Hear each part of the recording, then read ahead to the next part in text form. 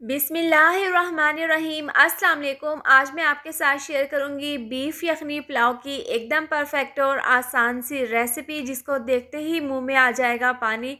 बहुत ही मज़े का ये बनकर तैयार होता है। तो चलिए बनाना शुरू करते हैं। बीफ यखनी पुलाव बनाने के लिए हमने बीफ लिया है 3 पाव, और हम इसमें हड्डी का भी इस्तेमाल करेंगे। हड्डियों के अंदर से जो रोगन निकलता है, इससे पुलाव बहुत ही लजीज बनकर तैयार होता है। तो सबसे पहले तमाम बीफ डाल देंगे प्रेशर कुकर में, और इसमें डाल देंगे 1 अदद प्याज, 2 हरी मिर्चें साबुत, 3 लहसुन के जवे, ये भी हम इसके अंदर साबुत डाल देंगे। और खड़े मसालों में 2 तेज़पात के पत्ते, 10 से 12 अदद साबुत काली मिर्चें, 5 अदद लौंग, 2 बड़ी इलायची, 2 छोटी इलायची, और 1 चम्मच साबुत खुश्क धनिया, और 1 चम्मच डाल देंगे सौंफ, और 1 चम्मच साबुत ज़ीरा, ये हम इसके अंदर डाल देंगे। और 1 चम्मच डाल देंगे नमक। इसके बाद गोश्त को गलाने और यखनी बनाने के लिए हम इसके अंदर 3 गिलास डाल देंगे पानी। 2 गिलास हमने लिए हैं चावलों के। हम इसको इतना पकाएंगे कि 2 गिलास यखनी के रह जाएं।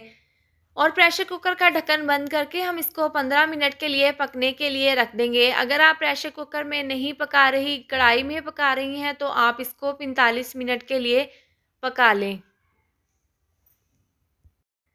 यखनी को हमने 15 मिनट के लिए पका लिया है, और यहाँ पर बीफ अच्छे से गल चुके हैं। ज़बरदस्त सी यखनी भी पुलाव के लिए तैयार है। तमाम बीफ को हम निकाल कर अलहदा बर्तन में रख लेंगे, और यखनी को हम छान लेंगे। और एक अलहदा कढ़ाई में डाल देंगे 1 कप घी। आप जब भी पुलाव पकाएं तो आप इसको घी में पकाएं, इससे पुलाव बहुत ही मज़े का बनकर तैयार होता है। और घी को हम यहाँ पर अच्छे से गर्म कर लेंगे। और जब घी आपका अच्छे से गर्म हो जाए तो आपने इसमें प्याज डाल देनी है। ठंडे घी में आपने प्याज नहीं डालने। 1 अदद प्याज बारीक काट कर हम इसके अंदर डाल देंगे, और इसको हम मिक्स कर लेंगे, और हल्का सा कलर आने तक हम घी में इसको फ्राई कर लेंगे। जब प्याज में हल्का सा इस तरह का कलर आ जाएगा, तो हम ये तमाम बीफ जो यखनी के अंदर से हमने निकाल लिया था, ये हम इसके अंदर डाल देंगे, और इसको हम 2 से 3 मिनट के लिए प्याज के साथ घी में फ्राई कर लेंगे। 1 से 2 मिनट के बाद 1 चम्मच डाल देंगे साबुत ज़ीरा, और 5 से 6 अदद साबुत काली मिर्चें, 2 बड़ी इलायची, और बस हम इसको मिक्स कर देंगे।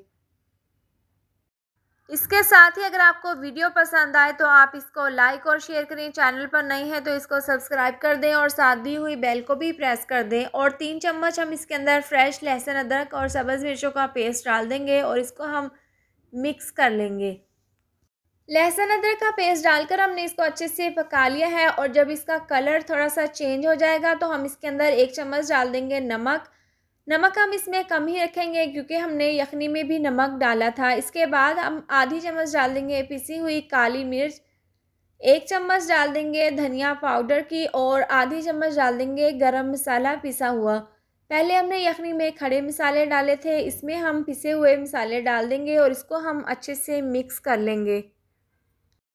बीफ में तमाम मसाले डालकर हमने इसको अच्छे से भून लिया है। इसके बाद हम 1 अदद इसके अंदर डाल देंगे टमाटर, और इसको हम मिक्स कर लेंगे। बीफ को हमने यहाँ पर पूरी तरह से भून लिया है। इसके बाद हम इसके अंदर डाल देंगे यखनी, जिसको हमने छान लिया था, और जो इसके अंदर खड़े मसाले थे वो हमने ज़ाया कर दिए हैं। 2 गिलास चावलों के हिसाब से 2 गिलास हम इसके अंदर डाल देंगे यखनी।